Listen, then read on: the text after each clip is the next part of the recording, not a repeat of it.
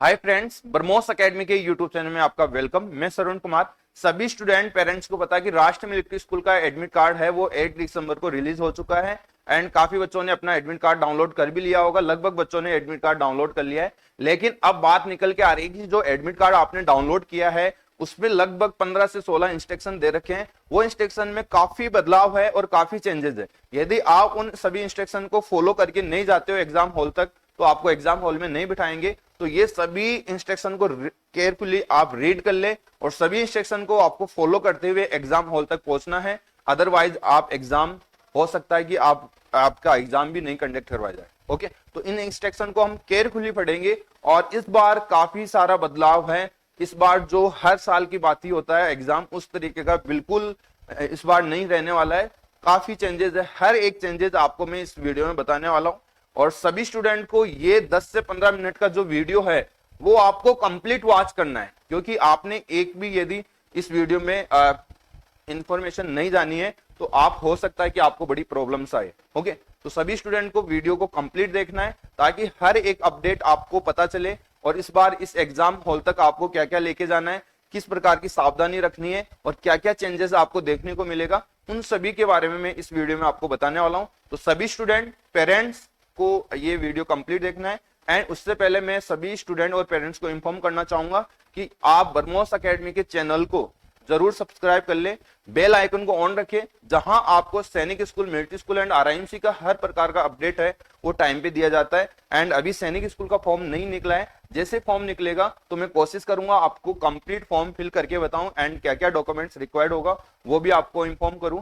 तो वो जैसे ही फॉर्म आउट होगा तो मैं कोशिश करूंगा सबसे पहले आप तक पहुंचाऊं। ओके, तो चलिए हम स्टार्ट करते हैं इसको आगे की तरफ बढ़ते हुए। तो सबसे पहले इस बार जो एग्जाम ले रही है वो कोई MT15 नहीं ले रही है। इस बार एक न्यू एजेंसी को टेंडर दिया गया है, वो एजेंसी आपका एग्जाम कंडक्ट करवाने वाली है और उस एजेंसी का नाम है बेटा national institute of electronics and information technology. ये एजेंसी कॉम्पिटिटिव एग्जाम जो है वो कंडक्ट करवाती है और ये एजेंसी आपका बिल्कुल मतलब सही तरीके से एग्जाम कंडक्ट करवाएगी और इस एजेंसी का एग्जाम लेने का हमको बहुत ज्यादा एडवांटेज मिलने वाला है। और वो एडवांटेज क्या रहेगा, सबसे पहले तो हर साल हमारा जो रिजल्ट है मिलिट्री स्कूल का वो क्वालिफाइड डिस्क्वालीफाई में आता था, लेकिन इस साल ऐसा नहीं होने वाला। आपका रिजल्ट है वो पूरा 100% आपको दिखाया जाएगा, जैसे सैनिक स्कूल में दिखाया जाता है कि उसके 30 से 40 दिन बाद में मतलब 10-20 दिन बाद में आपकी ओमार आएगी। तो इसमें भी ओमार रिलीज होगी, आपका बच्चा क्या एग्जाम हॉल में करके आया, क्या क्या ऑप्शन भर के आया, ओमार में क्या मिस्टेक की, वो सारा आपको ट्रांसपेरेंट रहेगा, मतलब आपको विजुअल करवाया जाएगा और आपको अवेलेबल करवाया जाएगा ओके इनकी साइट पे। एंड उसके साथ साथ आपके बच्चे का सब्जेक्ट वाइज मार्क्स भी मिलेगा। ओके, कितना आपके बच्चे ने राइट किया, कितना रॉन्ग किया, सारा आंसर की वगैरह सब कुछ रिलीज हुई होगी। तो इससे काफी आपको बच्चे को हद तक और आपको फायदा मिलने वाला है, जिससे कि आप ये क्लियर कर सके कि आपके बच्चे ने कितनी मेहनत की है और कितने मार्क्स अचीव किया है। ओके, तो ये इस बार काफी ज्यादा हेल्प मिलेगी अपन को। एंड उसके साथ साथ हो सकता है कि आपको रैंक भी देखने को मिले, जैसे सैनिक स्कूल में रैंक आती है उस प्रकार की रैंक भी आपको मिलिट्री स्कूल में देखने को मिल सकती है। ये हमारा गेस है, क्योंकि जिस और प्रकार की जो ये कॉम्पिटिटिव एग्जाम की एग्जाम कंडक्ट करवाती है उसके अकॉर्डिंग मैं बेवर पे ये बात कर सकता हूँ। ओके, बाकी फाइनली क्या रहेगा वो तो हमको टाइम के अकॉर्डिंग ही पता चलेगा। ओके, इसके साथ हम बात करें, काफी बच्चों का सबसे बड़ा प्रॉब्लम्स है एक डिफेंस कैटेगरी को लेके। जैसे फॉर्म बच्चे ने फिल किया है, ओके, वो एक दो कैटेगरी अप्लाई करता है। एक मेन कैटेगरी में क्या होता है, general, OBC, OBC NCL and ST SC. Okay, ये कैटेगरीज होती है जिनको हम मेन कैटेगरीज बोलते हैं। एंड एक सब कैटेगरी होती है, सब कैटेगरी में क्या होता है बेटा, वो सिविलियन है या डिफेंस पर्सन है। तो सिविलियन और डिफेंस पर्सन का अपडेट है इस एडमिट कार्ड में देखने को नहीं मिल रहा है, वो ओनली आपको जो आपने फॉर्म अप्लाई किया है उसी में आपको देखने को मिलेगा। वो कैटेगरी यहाँ पे एडमिट कार्ड के परफॉर्मा में नहीं है, तो आपको टेंशन नहीं करना है। मैंने जिन बच्चों का डिफेंस कैटेगरी से फॉर्म भरा है उन बच्चों को डिफेंस कैटेगरी वहां पे नहीं दिखाया जा रहा है। ओके, ओनली मेन कैटेगरी है वही वहां पे दिखाया जा रहा है। इसका मतलब ये नहीं होगा कि आपने डिफेंस कैटेगरी से फॉर्म नहीं भरा है। ओके, आपने डिफेंस से ही भरा है, लेकिन ये एडमिट कार्ड के परफॉर्मे के अंदर ये कैटेगरी का कॉलम नहीं है। ओके, तो आपको बिल्कुल टेंशन नहीं लेना। लेकिन जैसे आपका रिजल्ट आएगा डिफेंस पर्सन के बच्चे का डिफेंस के अकॉर्डिंग रिजल्ट आएगा, सिविलियन पर्सन का सिविलियन के अकॉर्डिंग रिजल्ट आएगा, उसका टेंशन नहीं लेना है। सभी स्टूडेंट को इंफॉर्मेशन कर दी है, क्योंकि मेरे पास काफी कॉल इसके रिगार्डिंग कॉल आए थे, इसलिए सभी स्टूडेंट को मैं यूट्यूब के माध्यम से इंफॉर्म कर रहा हूँ। एंड सेकेंड हमारी बात है आइडेंटिटी जो डिटेल्स है, ये आइडेंटिटी डिटेल्स आप क्रॉस चेक कर ले। सबसे पहले यही काम करना है, जो सेम डिटेल्स है वो आपने जो आइडेंटिटी दी है उसके अंदर सेम डिटेल्स है तो नो प्रॉब्लम्स, लेकिन उसमें थोड़ा सा चेंजेस है तो आप वही आइडेंटिटी लेके जाए जो सेम कैटेगरी को, जो आपके सेम इस एडमिट कार्ड को फॉलो कर रहा हो, जो name, mother name, father name और स्टूडेंट नेम एंड उसका डेट ऑफ बर्थ सारा मैच सेम करना चाहिए, तभी जाके वो आईडी प्रूफ वैलिड रहेगा, नहीं तो आपको एग्जाम हॉल में नहीं बिठाया जाएगा। ओके, अब काफी बच्चों ने क्या किया है, एग्जाम मिस्टेक कर दिया, okay sorry date of birth में मिस्टेक कर दिया, फादर नेम में मिस्टेक कर दिया या फिर उसके स्टूडेंट नेम में मिस्टेक कर दिया। तो उन बच्चों को क्या करना है, वो ओनली फॉर मेरा सजेस्ट है, आपको क्या करना है, इसमें दे रखा है कि प्लीज विजिट द वेबसाइट। आपको कोई भी अपडेट करना है तो आप इस apply.delhi.nielt.gov.in पे जाके आपको विजिट करना है। यहाँ पे आपको हेल्पलाइन नंबर मिलने वाला है, वहां से आपको क्या करना है, बात करना है। ओके, एक जीमेल आईडी मिलने वाली है जिस पर जीमेल करके आप अपनी प्रॉब्लम्स को वहां पे पहुंचा सकते हो और उस प्रॉब्लम्स का क्या सॉल्यूशन रहेगा वो आपको वापस रिटर्न रिप्लाई देंगे, उसके अकॉर्डिंग आपको क्या करना है, वर्क करना है। जो भी रहेगा वो आपको रिप्लाई जरूर मिलेगा। काफी अच्छी एजेंसी है क्योंकि इसका हर एक अपडेट है वो टाइमली मिलता है।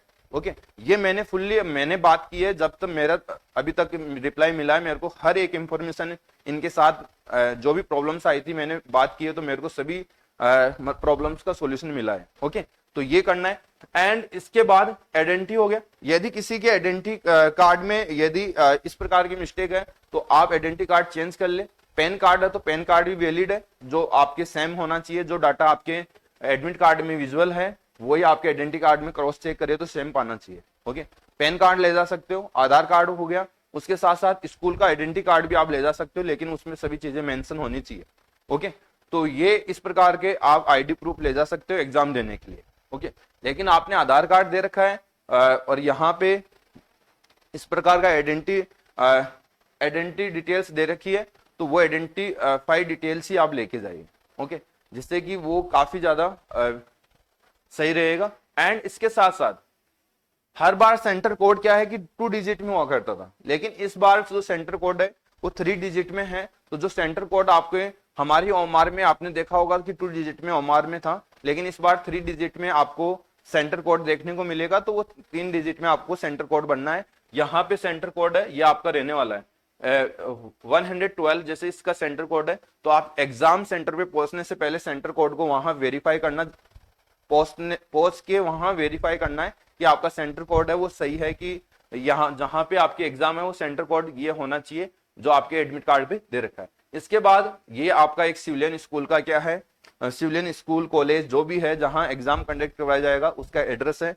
एंड इसके बाद एग्जाम हर बार क्या की, हर साल क्या है कि एग्जाम आपकी 7:30 AM पर कंडक्ट करवाया जाता था, वहां पे पहुंचना पड़ता था। 7:38 AM से स्टार्ट एग्जाम होता था और ये 11 PM तक, वो सॉरी 11 AM तक एग्जाम कंप्लीट होता था, है ना। लेकिन इस बार क्या हुआ है, थोड़ा सा चेंजेस है। आपका एग्जाम है वो 11 AM टू 1:30 PM तक चलेगा। लेकिन मोस्टली बच्चे क्या देख रहे होंगे, अपना एडमिट कार्ड डाउनलोड करके यही देख रहे होंगे, इसके अकॉर्डिंग यहाँ पहुंचोगे तो आपका काम खराब होगा। ओके, वहां एग्जाम हॉल में आपको नहीं बिठाएंगे। आपको reporting time and closing time को बिल्कुल नजर में रखना है, क्योंकि इसके अकॉर्डिंग ही आपको एंट्री मिलेगी। अदरवाइज आप 10:01 पर भी यहाँ पहुंचते हो तो आपको एंट्री नहीं मिलेगी एग्जाम हॉल में। तो आपको क्या करना है, टाइम से पहले पहुंचना है। रिपोर्टिंग टाइम आपका 9 बजे का है और 10 बजे तक ये रहेगा और 10 बजे आपका क्लोज हो जाएगा गेट। इसके बाद आपको बिल्कुल एंट्री नहीं मिलेगी। मैंने ऐसा सैनिक स्कूल में सेंटरों पे देखा है, काफी बच्चे लेट आए लेकिन उनको एंट्री नहीं मिली। ओके, क्योंकि एजेंसी के भी थोड़े स्ट्रिक्ट रूल होते हैं, वो नहीं लेती एंट्री।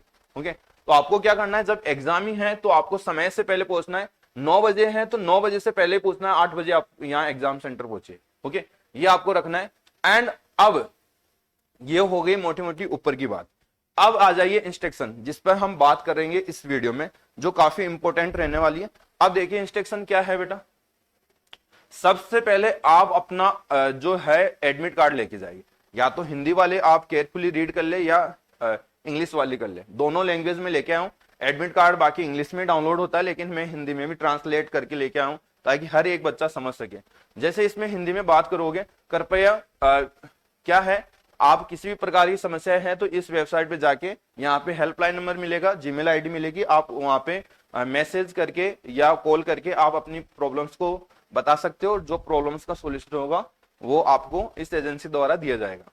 एंड परीक्षा केंद्र पर पहुंचने से पहले आप अपने जो एडमिट कार्ड है वो इंश्योर कर ले कि आप एडमिट कार्ड आपने ले लिया है। एडमिट कार्ड जरूर ले ले आप साथ में, एडमिट कार्ड के विदाउट आपको बिल्कुल अलाउ नहीं किया जाएगा, तो एडमिट कार्ड ले ले। ओके, ये आपका ब्लैक एंड व्हाइट हो सकता है, जरूरी नहीं कि आप रंगीन लेके जाए, आप ब्लैक एंड व्हाइट लेके जा सकते हो।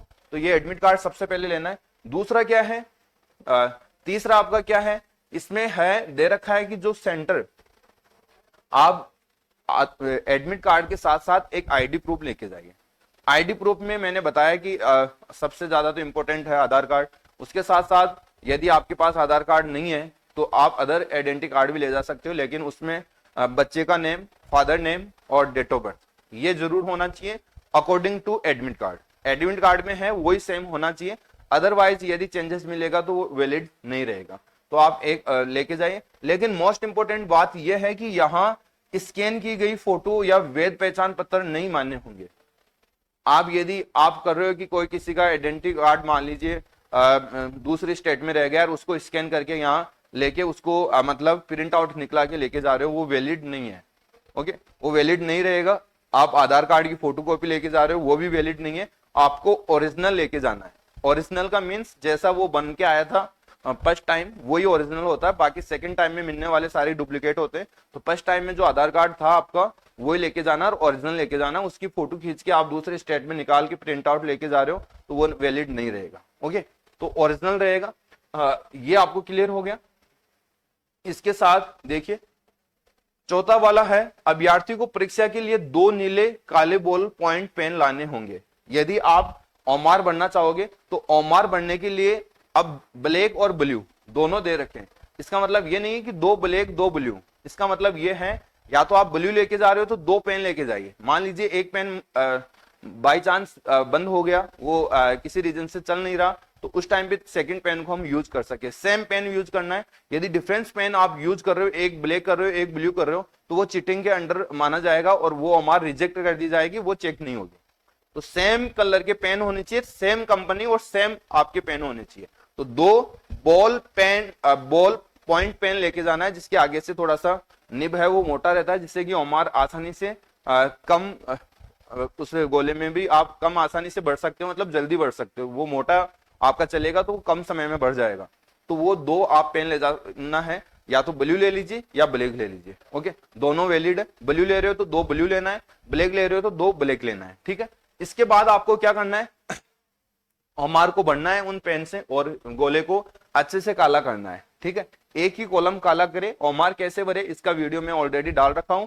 ओमार आपको चाहिए प्रैक्टिस के लिए, वो भी आप मेरे को कॉल करके ले सकते हो हेल्पलाइन नंबर पे। एंड इसके बाद अभ्यर्थी को निर्धारित रिपोर्ट समय पर परीक्षा केंद्र पे पहुंचना होगा। जैसे मैंने बताया यहाँ पे कि ये रिपोर्टिंग टाइम है, इसमें क्लियर नोटिस दे रखा है, यदि आप समय से बाद में पहुंचते हो 1 मिनट के बाद में आपकी एंट्री नहीं की जाएगी। ओके, तो आपको क्या करना है, जो शेड्यूल दे रखा है टाइम का, उस शेड्यूल के अकॉर्डिंग आपको एग्जाम सेंटर पहुंचना है। इसके बाद यदि आप पूछते हो तो किसी भी आप कितने भी रीजन बता लीजिए, उस रीजन से आपको एंट्री नहीं देंगे तो नहीं देंगे, आपको 10 बजे पहले पहुंचना ही होगा। ओके, इसके बाद आपका जो 6 नंबर का है, अभ्यर्थी को निर्धारित समय के अनुसार ओमार आधारित लिखित परीक्षा को शामिल होने की अनुमति दी गई है। और एडमिट कार्ड जारी होने का मतलब ये नहीं है कि अभ्यर्थी को योग्य घोषित कर दिया गया। मतलब इसका कहने का मतलब यह है कि आपको जो एडमिट कार्ड है वो आपका आ गया है, तो आप ऐसा समझ के ना चले कि मेरा सिलेक्शन हो गया है। इसका मतलब यह है कि आपको वो परमिशन देता है एग्जाम देने की, तो एग्जाम देने की परमिशन देता है, एग्जाम तक का उसका मतलब है। और उसके बाद ये नहीं मानना है कि वो मेरा फाइनल सिलेक्शन था, आपको एग्जाम देने की परमिशन देता है। एग्जाम दिया, एग्जाम को आप क्वालिफाई करते हो, आप एग्जाम में क्लियर करते हो, तो तब फाइनली आपका सिलेक्शन माने जाएगा। ओके, इसका कहने का मतलब ये है। एंड 7 नंबर का ये है, कि अभ्यर्थी को सीटिंग प्लान के अनुसार आवंटित सीट पर ही बैठना सुनिश्चित करना चाहिए और अपने रोल नंबर के सामने उपस्थित पत्रक पर हस्ताक्षर करना चाहिए।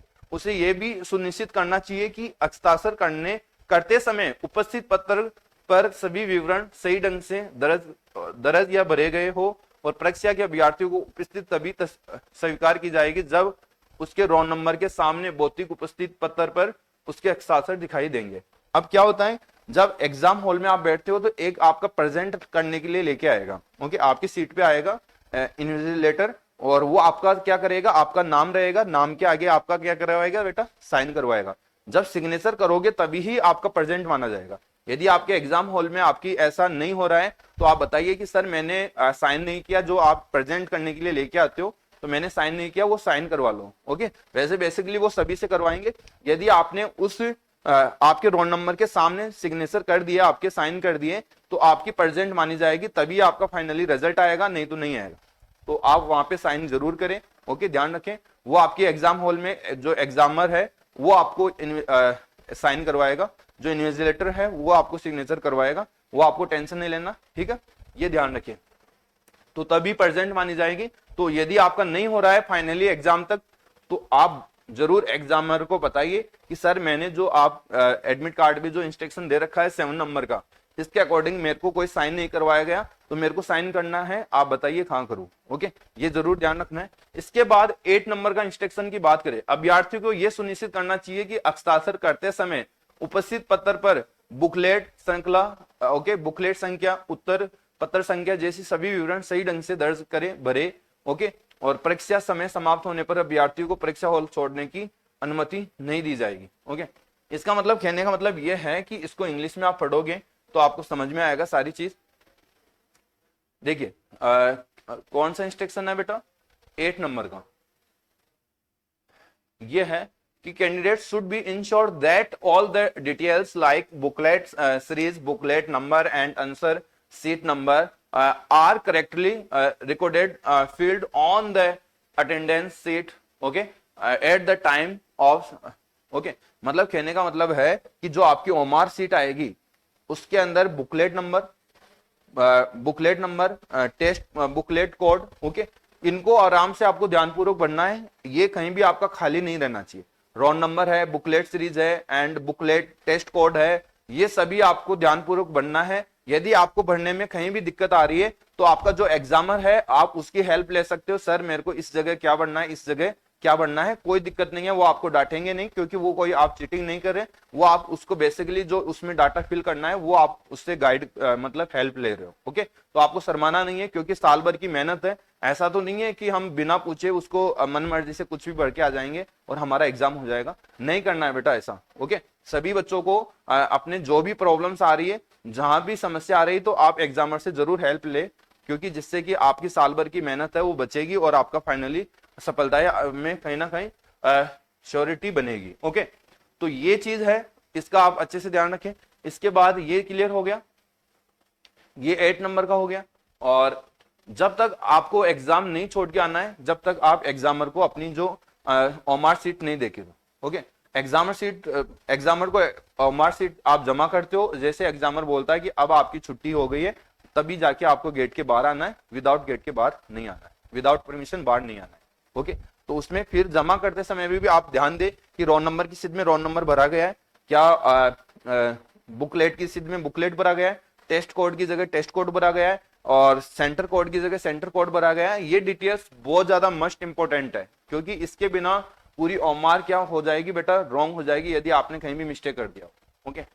तो सारी चीजों को, क्योंकि यहाँ एक बार ही अलाउ किया जाएगा, टेस्ट कोड आपने गलती से 512 भर दिया तो वो 512 ही रहेगा, ओके। सर्किल में आपने एक भी सर्किल ऊपर नीचे कर दिया तो वो रॉन्ग हो जाएगा, आपको ओमार दूसरी नहीं मिलेगी। एक बच्चे का ओनली सिंगल ओमार आता है, ध्यान रखना, इसको पीसपूर्वक और ध्यानपूर्वक और शांतिपूर्वक पढ़ना है, क्योंकि आपको ओमार बढ़ने का टाइम है वो अलग से दिया जाएगा, तो फिर आपको जल्दी कहाँ करना है, जल्दी नहीं करना है, ओके।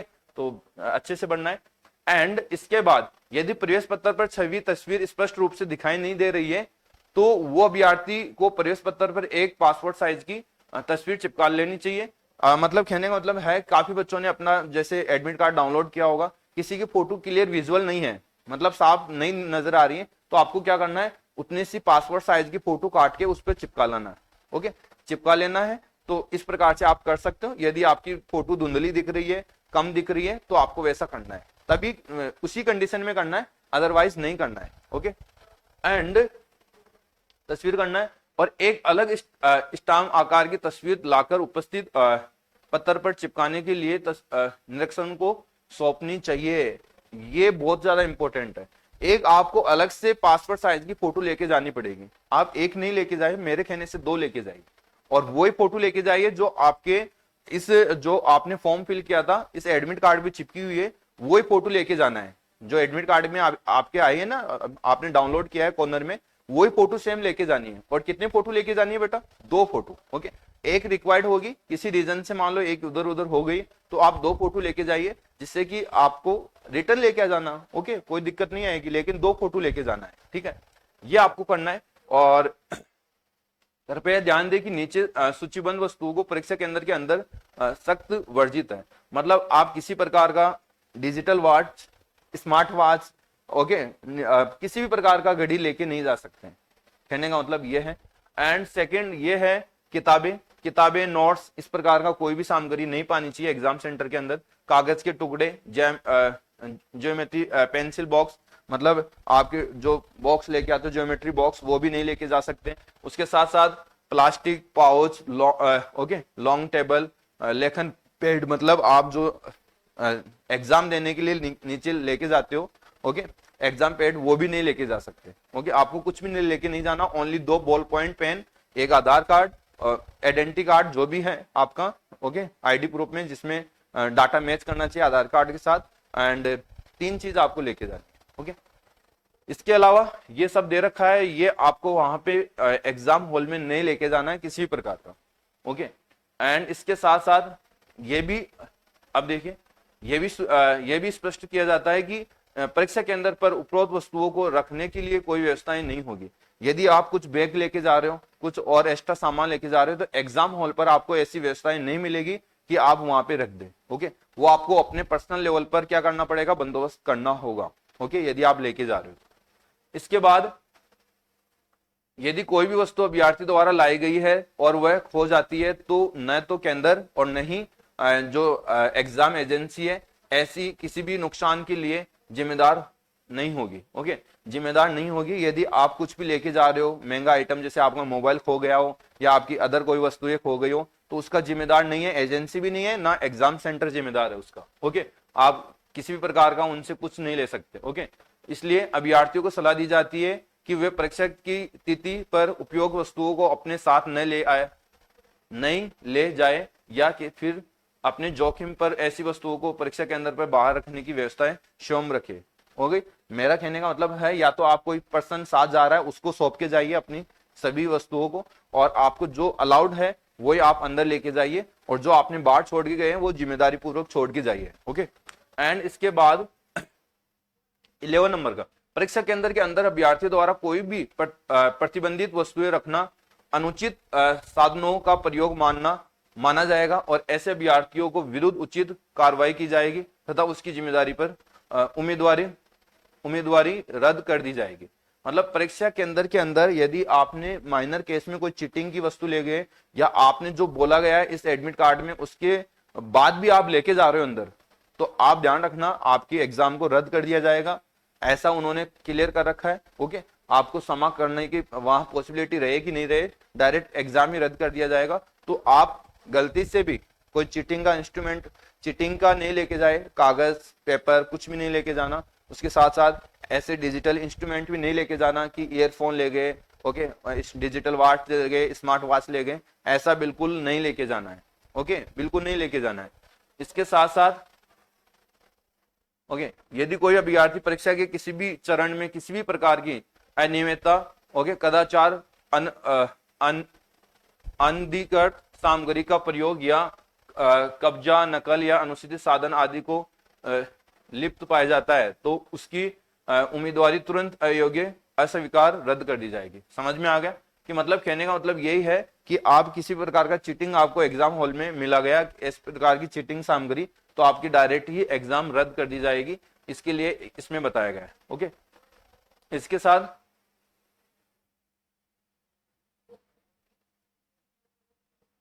ओके ठीक है।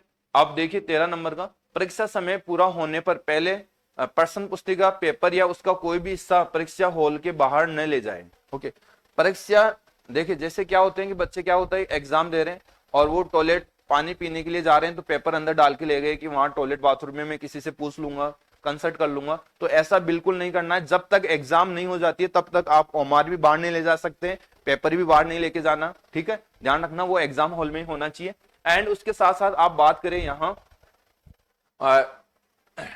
ऐसा करते हुए यदि पाया गया तो वो दंडित है आपकी। हालांकि परीक्षा समाप्त होने के बाद उम्मीदवार अपने प्रश्न पत्र है वो साथ लेके जा सकता है।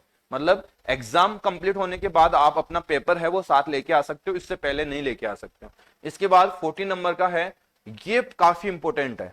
देखो बड़ी बड़ी कंपटीशन होती है, एग्जाम होती है, उनमें क्या होती है एक आपकी ओमार होती है, उसके बाद पीछे एक कार्बन कॉपी लगती है। जो आप ओमार भरते हो वो तो जमा हो जाती है सेंटर पे, और जो कार्बन कॉपी है वो साथ लेके आ जाते हो। लेकिन इसमें थोड़ा सा अलग बताएगा कि जो कार्बन कॉपी है वो भी आप साथ नहीं लेके आ सकते, और एग्जाम जो है मेन ओमार वो भी साथ नहीं लेके आ सकते। दोनों ही आपको इन्विजिलेटर या एग्जामिनर को जमा करवा के आना है। यदि आप ऐसा नहीं किया और आप किसी भी कार्बन कॉपी को आप साथ लेके आ गए तो आपकी एग्जाम रद्द हो जाएगी। इस चीज का आपको ध्यान रखना है। तो ये ऐसा नहीं करना है। और बाकी कॉम्पिटिटिव एग्जाम में होता है ऐसा, लेकिन इसमें ये परमिशन नहीं दे रहा है। देखिए क्लियर कर रखा है कि ओमार उत्तर पत्र डुप्लीकेट, मूल और एक कार्बन कॉपी, एक मूल उसके ओमार आएगी और एक डुप्लीकेट आएगी। यहां पे देखोगे तो आपको देखने को मिलेगा कि यहां पे दे रखा है कि the Omar answer sheet will be in duplicate, original and one carbon copy. Both the Omar answer sheet, original Omar sheet and carbon copy must be hand over to the invigilator at the end of examination. Okay, आपकी exam जैसे and हो जाएगी तो जो carbon copy है और जो main OMR है वो आपको जमा करके आनी है, कुछ भी साथ नहीं लेके आना है। काफी बच्चे क्या होते हैं, पेरेंट्स गाइड करते होते हैं कि वो कॉम्पिटिटिव एग्जाम दिए हुए रहते हैं, उनको पता है कि कार्बन कॉपी लेके आना होता है, लेकिन इस मिलिट्री स्कूल के एग्जाम में नहीं लेके आना है। ये चीज का ध्यान रखिए विशेष तौर पे। जब तक आपको एग्जामिनर नहीं बोलता है कि सर ये सब लेके जाना है, वही लेके आना है, इसके अदर कोई नहीं लेके आना है। आपको एग्जामिनर को जरूर पूछना है हर बात को, यदि आपको कोई भी किसी प्रकार का डाउट रहता है। ओके, इसके बाद देखिए यहां पे क्लियर कर रखा है कि ओमार उत्तर पत्र डुप्लीकेट मूल एंड कार्बन कॉपी में होगा। दोनों ओमार उत्तर पत्रक यानी मूल ओमार सीट और कार्बन कॉपी परीक्षा के अंत में निरीक्षक को सौंप दी जानी चाहिए। ओके, क्लियर है? दोनों मतलब ओरिजिनल ओमार और कार्बन कॉपी दोनों ही सौंप देनी चाहिए। यदि उम्मीदवार मूल ओमार के साथ एक और ओमार सौंपने में विफल रहता है, तो यदि कोई भी उम्मीदवार निरीक्षक को कार्बन कॉपी देता है तो उसकी उम्मीदवार नहीं देता है, तो यहां नहीं देता है तो आएगा, क्योंकि इसमें आप इंग्लिश में पढ़िए, यहां पे आ जाइए। क्लियर कर रखा है कि the OMR answer sheet will be the duplicate original and one carbon copy. Both the OMR answer sheet example OMR answer sheet and carbon copy must be hand over to the invigilator at the end of examination. If candidates fails to hand over the original OMR along with one carbon copy to the invigilator, is her candidate okay, candidates will be cancelled. Okay, यदि उम्मीदवारता क्या कर दी जाएगी, खत्म कर दी जाएगी यदि वो एक भी ओमार बाहर ले गया। Further, if the candidates tampers with candidates OMR carbon copy and claims for same, in that case also is her candidates will be cancelled. यदि आप ओमार पे किसी भी प्रकार का छेड़छाड़ करते हो तो भी रद्द कर दी जाएगी।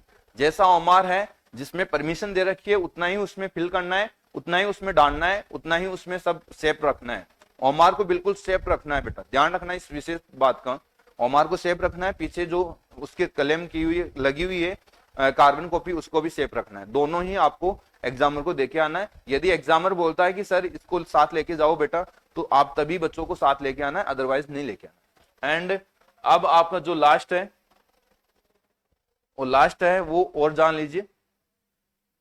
तो 15 नंबर का जो आपका ये 14 नंबर का था वो काफी इंपॉर्टेंट एक इंस्ट्रक्शन था। अभ्यर्थियों को संबंधित परीक्षा केंद्र पर निरीक्षक के अंदर अधीक्षक पर्यवेक्षकों को निर्देशों का पालन करना चाहिए। जो एग्जामर है आपको जैसे जैसे वो गाइड कर रहा है उसकी पूरी गाइडेंस में आपको फॉलो करना है, पूरी बातों को क्या करना है, फॉलो करना है, उनके अनुसार आपको क्या करना है, चलना है। इसका पालन नहीं करने पर दोषी उम्मीदवार को उम्मीदवार अयोग्य अस्वीकार कर दी जाएगी। ओके, यदि आप अपनी मनमर्जी का काम कर रहे हो वहां तो ऐसे को बच्चे की एग्जाम रद्द कर दी जाएगी, अस्वीकार कर दिया जाएगा, उसका रिजल्ट नहीं आएगा। ओके, और अभ्यर्थियों को सामान्य जांच प्रक्रिया को अलावा तलाशी की प्रक्रिया में भी गुजरना पड़ सकता है और आपकी जांच भी करेंगे। ओके, पूरे मतलब कपड़ों को चेक करेंगे, जेब को आपकी चेक करेंगे, सारा चेक करने के बाद ही आपको एग्जाम सेंटर में एंट्री होने देंगे। ओके, तो ये पूरे इंस्ट्रक्शन थे।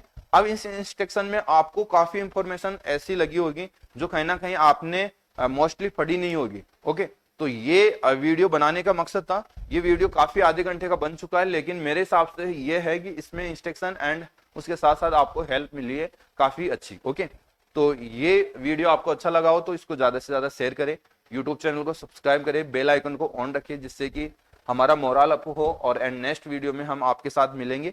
तो मेरे को दीजिए इजाजत। जय हिंद, जय भारत।